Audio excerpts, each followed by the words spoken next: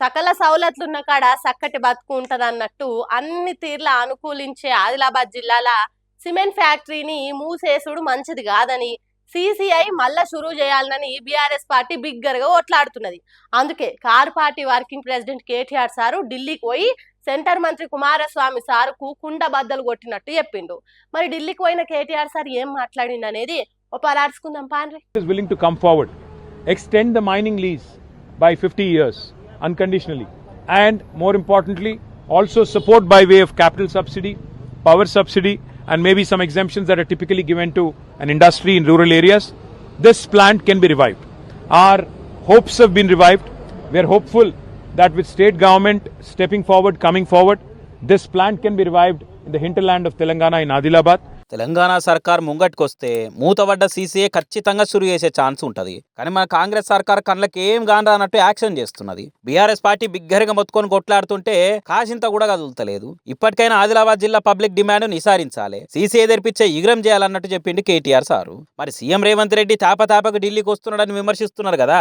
Hyderabad metro rail ప్రాజెక్టును పొడిగించే తానికి పాటలు పడుతున్నా అని అంటున్నారు. మరి దానికి ఏమంటున్నాడంటే, మరి వాళ్ళ కొత్తగా మెట్రో అంటూ కుని రాగాలు కూస్తా ఉన్నారు.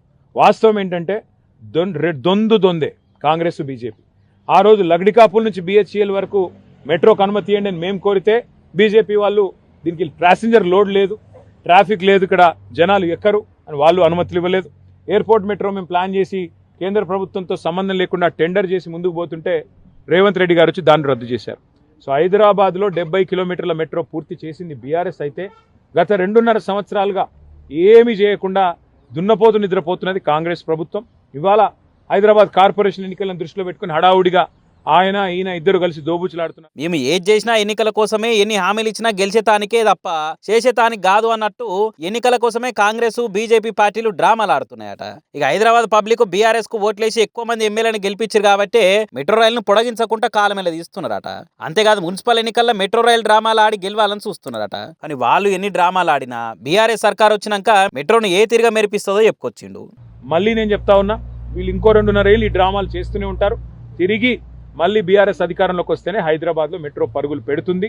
తప్పకుండా భవిష్యత్తులో 400 కిలోమీటర్లకు మెట్రోని పొడిగించే బాధ్యత మేము తీసుకుంటామని చెప్పి హైదరాబాద్ ప్రజలకు నేను మాటిస్తాను. ఇనరా బరాబర్ 400 కిలోమీటర్ల దూరం పెంచుతారట మెట్రో రైలు పొడుగును. అంటే పట్టణంలో అటుమూల నుంచి ఇటుమూల నుంచి అటు మెట్రో రైలు అన్ని నడిచేటట్టు చేస్తామని బల్లగుద్ది చెప్తున్నాడు. మరి రేవంత్ రెడ్డి సర్కార్ మెట్రో రైలును ఎల్ఎండి సంస్థ నుంచి సర్కార్ చేతులకు తీసుకున్నది కదా. దాంతో సర్కారుకు 280 ఎకరాల భూమి దక్కింది.